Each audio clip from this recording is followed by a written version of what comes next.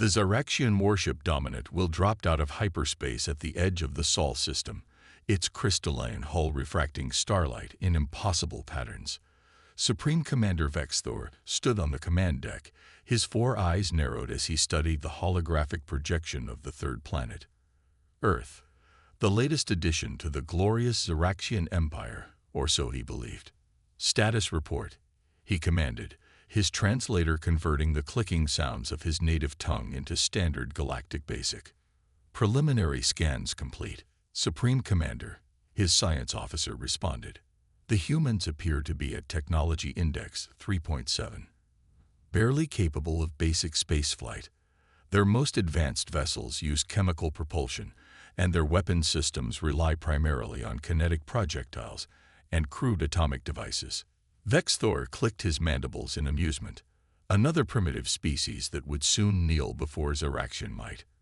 His empire had conquered 17 civilizations in the past century alone, each one falling to superior Zaraxian technology and military doctrine. But deep beneath the Pacific Ocean, in a facility unknown to even most of Earth's governments, Director Sarah Chen watched the alien vessel's arrival on quantum-linked displays. She smiled slightly, knowing that the Zaraxians were seeing exactly what humanity wanted them to see. "They're right on schedule," she said to her assembled staff in the Nautilus Command Center. "And they're falling for every bit of our technological camouflage."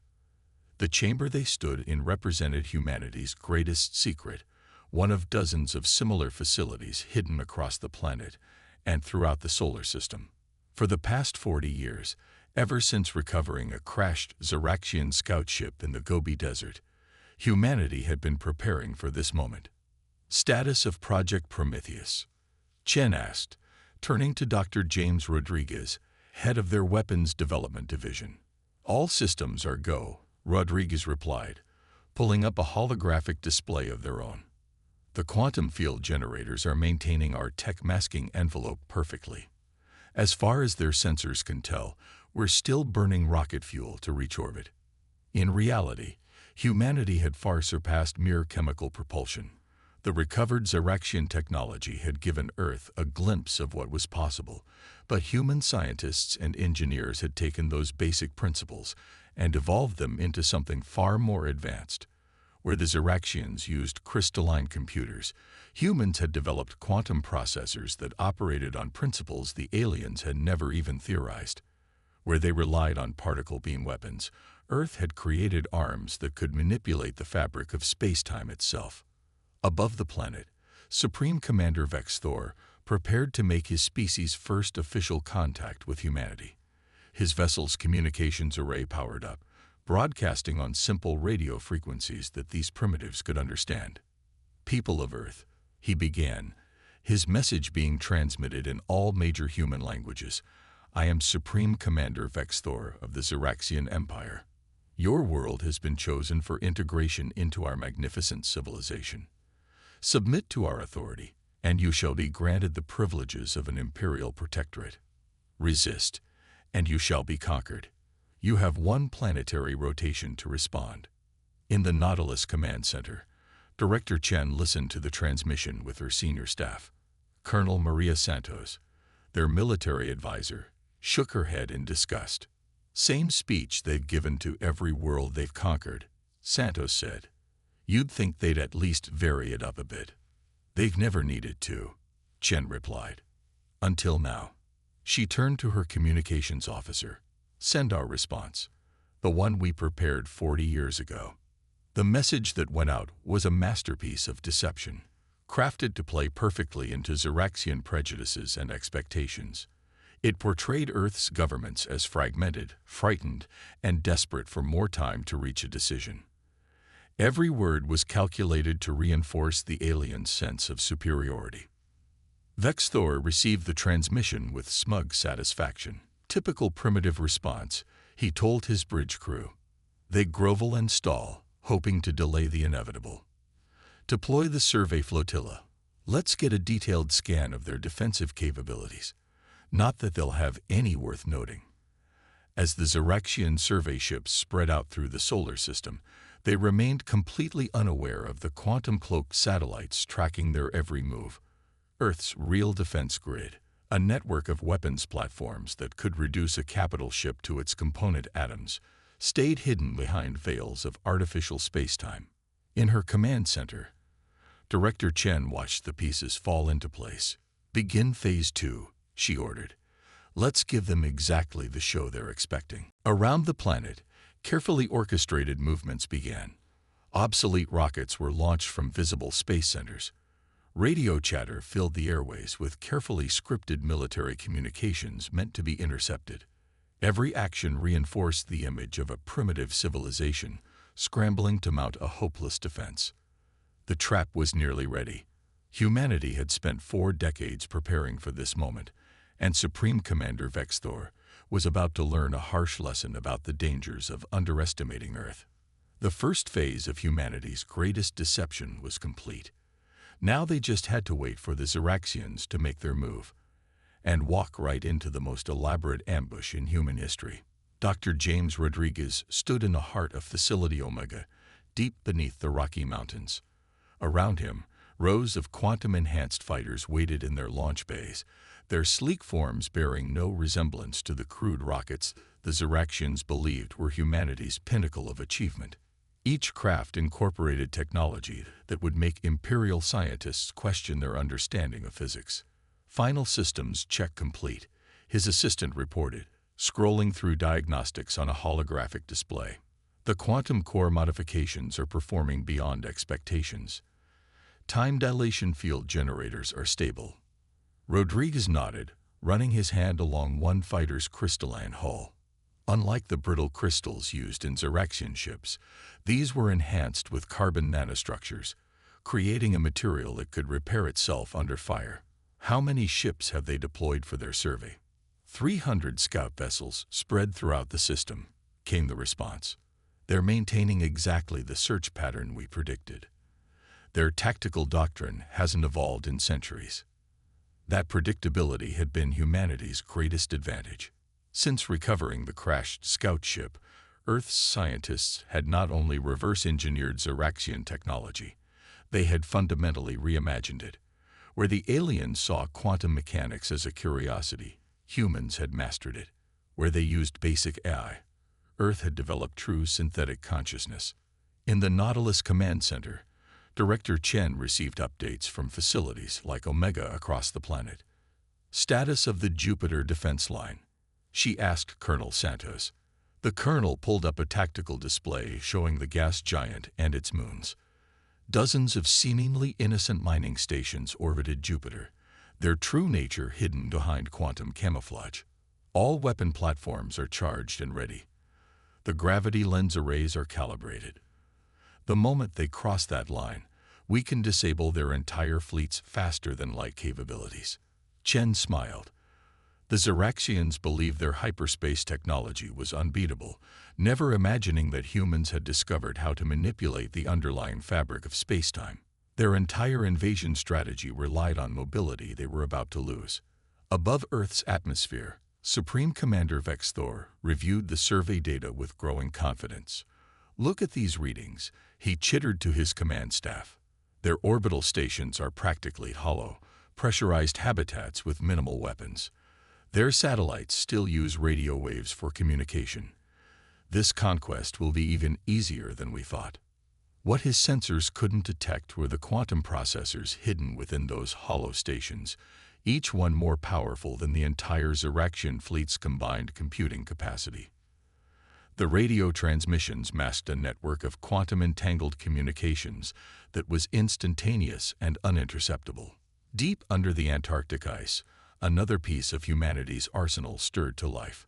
The Prometheus Array, Earth's ultimate defensive weapon, began its warm-up sequence. Dr. Elena Volkov, its chief architect, monitored the power readings carefully. The array was the culmination of 40 years of research into the fundamental forces of the universe. "Power levels at 30% and rising," she reported to Nautilus Command. "The quantum field is stable. We can have it fully charged within 6 hours." Chen acknowledged the report, knowing that the Xeraxians would make their move long before then. Their psychological profile indicated they would strike at what they perceived to be humanity's weakest moment, when Earth appeared to be desperately gathering its primitive defenses. In orbit, more Imperial ships arrived hourly. The invasion fleet was assembling, their crystalline hulls forming patterns that Xeraxian military doctrine considered optimal for planetary assault. They never realized they were arranging themselves exactly as Earth's defenders had planned. Rodriguez made his final inspections at Facility Omega, checking the quantum-linked pilots who would soon take the fighters into battle. Unlike traditional human pilots, these were hybrid consciousness, human minds enhanced by quantum AI, capable of processing combat information at speeds that would make a Xeraxian's head spin. "Remember," he told them, "let them think they have the upper hand. Let them commit fully to the attack. Only then do we show them what humanity has really become." The pilots nodded, their neural interfaces glowing softly. They had trained for this moment in simulations that replicated every aspect of Xeraxian combat doctrine. They knew the enemy's tactics better than the enemy did. In her command center, Director Chen received word that the last pieces were in place. Hidden bases on Mars were ready. The lunar defense grid was charged. Quantum-cloaked warships waited in the asteroid belt. Now they just needed the Xeraxians to spring the trap. "They're beginning to move their heavy warships into position," Colonel Santos reported. "Their formation suggests they're preparing for their standard planetary bombardment pattern." Chen nodded. "Let them come. Humanity has waited 40 years for this moment. It's time to show the galaxy that underestimating Earth was the biggest mistake the Xeraxian Empire have ever made." The stage was set. Humanity's hidden arsenal was ready.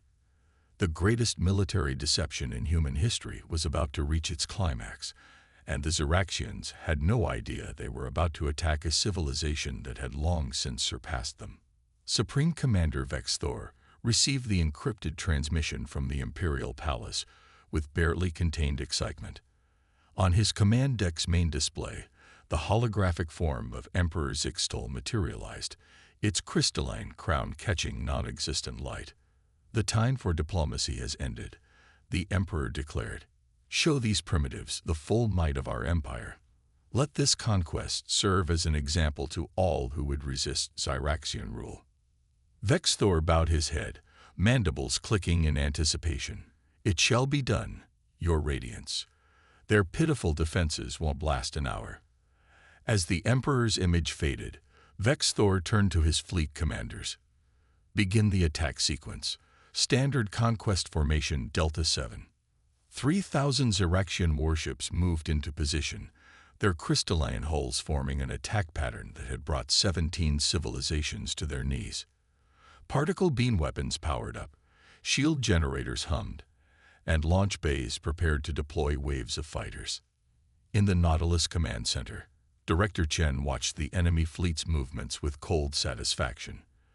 "They're following the exact attack pattern from their military codex," she noted to her staff.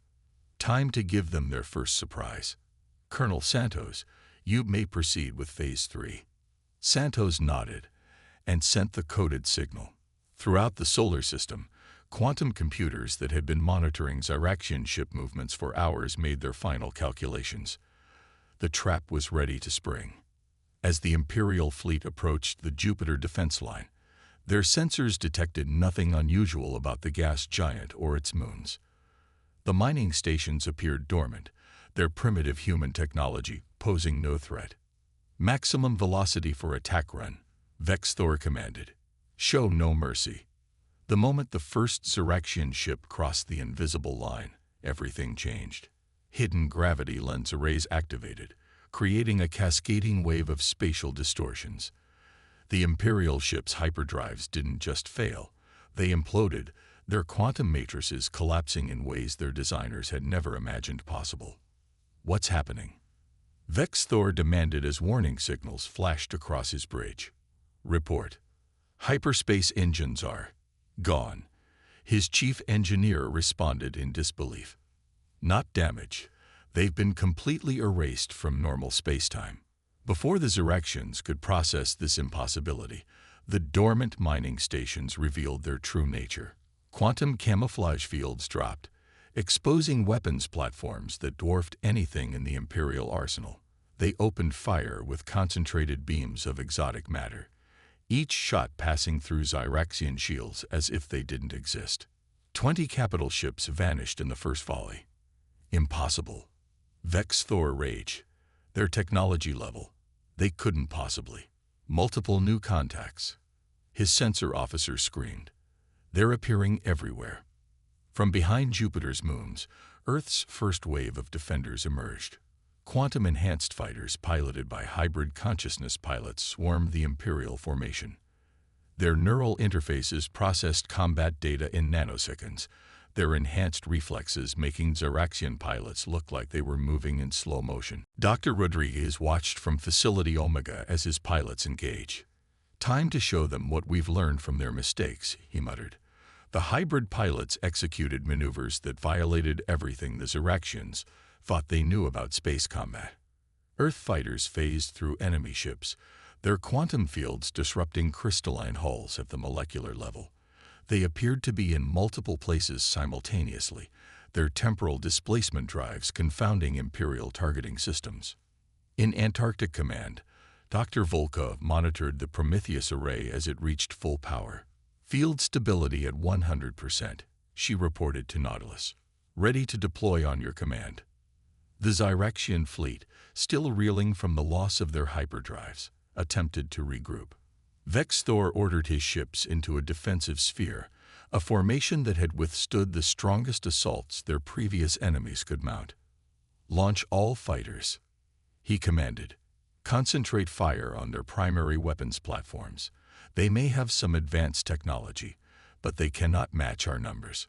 Chen allowed herself a small smile as she watched the Imperial ships cluster together. "They never learn," she said quietly. "Colonel Santos, signal the Mars contingent. Let's show them Phase 2 of our welcome party." Hidden bases on the red planet powered up their main weapons. These weren't the crude particle beams or plasma weapons the Zyraxians understood. They were something entirely new, gravity lance accelerators that could temporarily amplify the mass of a targeted region of space by a factor of thousands. The first shot struck the center of the Zyraxian formation. For a brief moment, a sphere of space 20 kilometers wide experienced gravity comparable to a small black hole. Imperial ships, despite their advanced construction, were crushed like aluminum cans.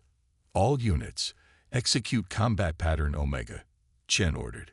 "Show them exactly how outmatched they are." Across the solar system, humanity's full arsenal revealed itself. What the Zyraxians had dismissed as primitive satellites transformed into weapon platforms. Asteroid belt mines became stealth destroyers.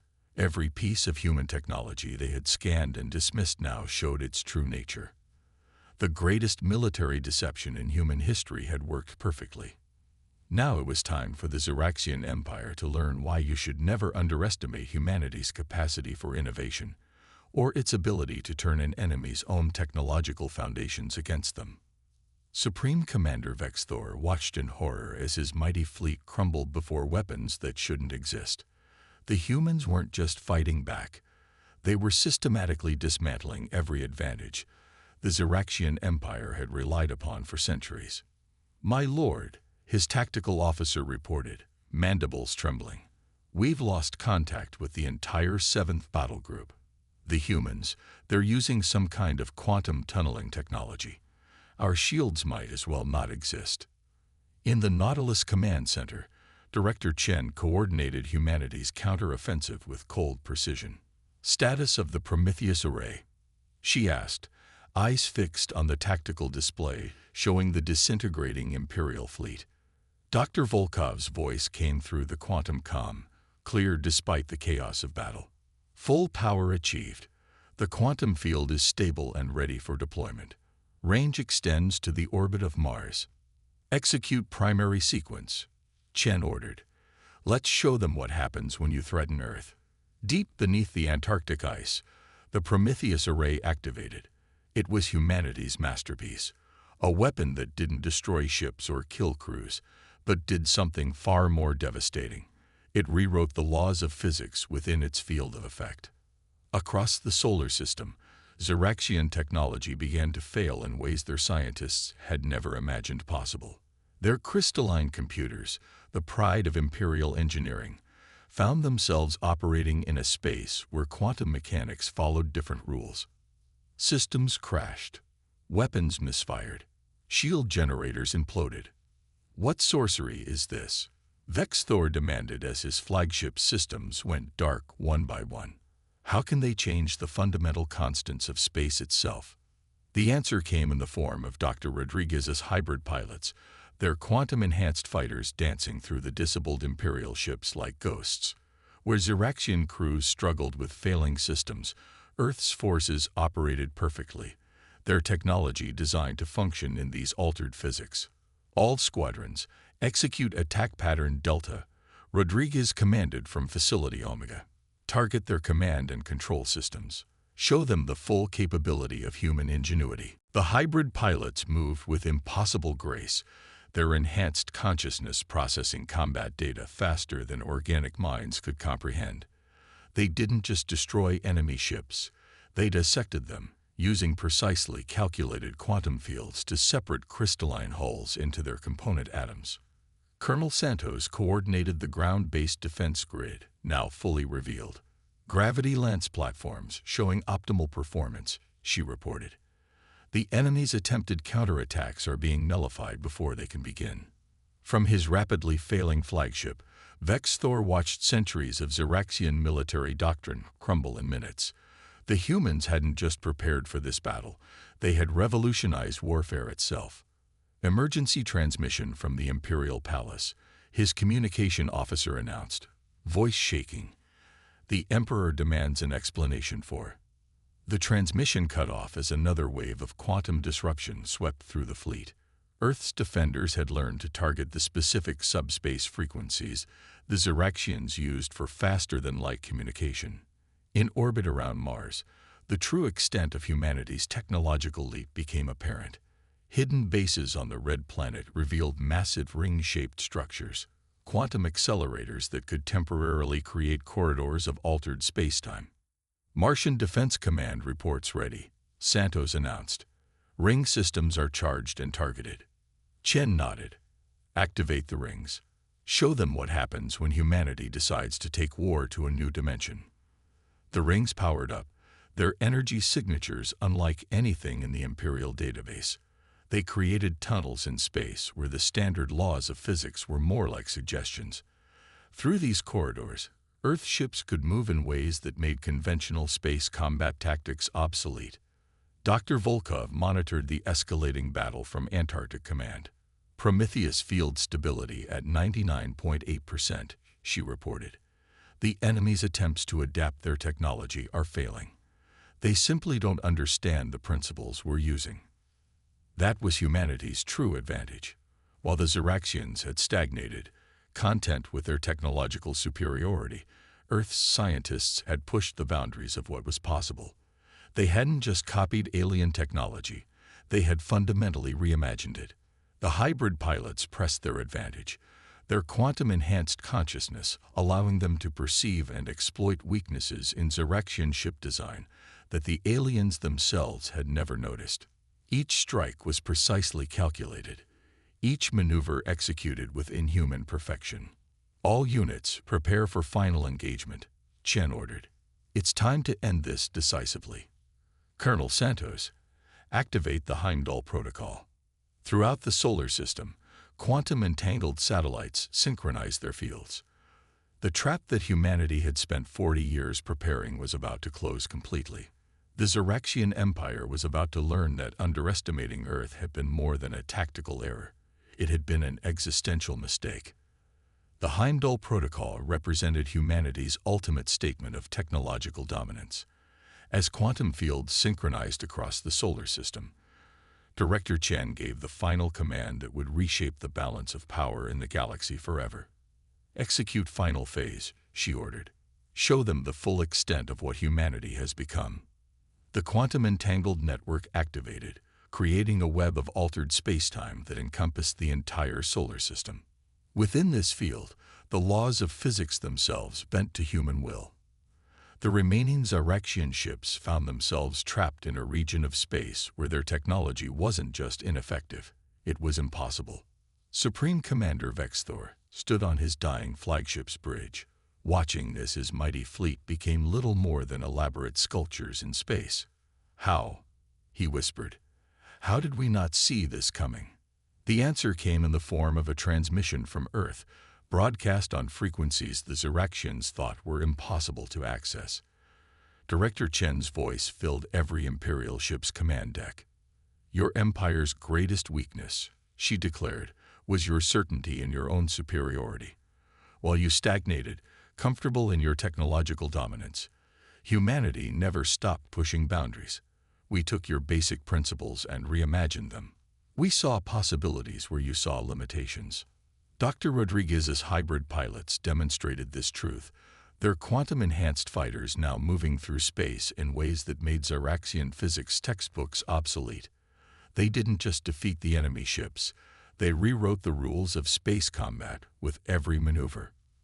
From Antarctic Command, Dr. Volkov monitored the Prometheus array's final sequence. "Field coherence at maximum," she reported. "The entire Imperial fleet is now operating in our altered space-time domain. In orbit around Mars, the quantum accelerator rings pulsed with energy, creating corridors of controllable reality that human ships navigated with ease. The Zyraxians could only watch, their mighty engines powerless, as Earth's defenders demonstrated mastery over forces the Empire had never dreamed of harnessing. "Send the signal to the Imperial Palace," Chen commanded. "Let them see exactly what challenging Earth has cost them." The quantum transmission cut through subspace, bypassing all Imperial defenses. On the Zyraxian throne world, Emperor Zixtal watched in disbelief as footage of the battle played on every display. His undefeated armada, reduced to floating hulks by technology that his best scientists claimed was impossible. "The choice is yours," Chen's message continued. "The Zyraxian Empire can either adapt to a new reality where humanity is your technological superior, or—" She didn't need to finish the threat. The demonstration in the solar system had made the consequences crystal clear. Colonel Santos monitored the enemy fleet's remaining life support systems through quantum-linked sensors. "They're powering down weapons across all surviving vessels," she reported. "The Supreme Commander's flagship is broadcasting surrender protocols." In Facility Omega, Dr. Rodriguez watched his hybrid pilots take up escort positions around the defeated Imperial ships. "To think," he mused, "they believed their crystalline computers were the pinnacle of achievement. They never imagined we'd develop quantum consciousness integration." The Zyraxian surrender was unconditional. Their mighty empire, which had dominated the galaxy for centuries, had been humbled in a single battle. But humanity, tempered by decades of preparation and driven by the innovative spirit that had defined their species, chose not to become conquerors themselves. "We're not interested in empire," Director Chen informed the Zyraxian leadership. "What we want is progress. Your civilization has grown complacent, believing you had reached the limits of what was possible. We're here to show you how wrong you were." In the months that followed, humanity emerged onto the galactic stage, not as conquerors, but as innovators. Earth's quantum technology revolutionized space travel, communication, and computation. The Hybrid Consciousness program showed other species new ways to enhance their own potential. The Zyraxian Empire transformed, forced to adapt to a galaxy where they were no longer the undisputed masters of technology. Their scientists worked alongside human researchers, learning to see beyond the limitations of their traditional thinking. Dr. Volkov's Prometheus array became the foundation for a new form of space travel, one that didn't just traverse the universe but could locally modify its laws. Humanity's gift to a galaxy that had grown too comfortable with its boundaries.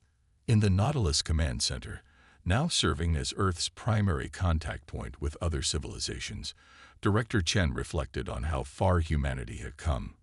From a civilization pretending to be primitive to one that had fundamentally changed the course of galactic history. "The universe is vast," she told her staff, "and we've only begun to understand its possibilities. Our victory wasn't just about superior technology. It was about humanity's endless drive to push beyond what others think is possible. The message spread across the galaxy. Underestimate humanity at your own peril. For in their quest to defend their world, they had achieved something far greater. They had shown the galaxy that the true limits of technology lay not in physical laws, but in the imagination of those who wielded it.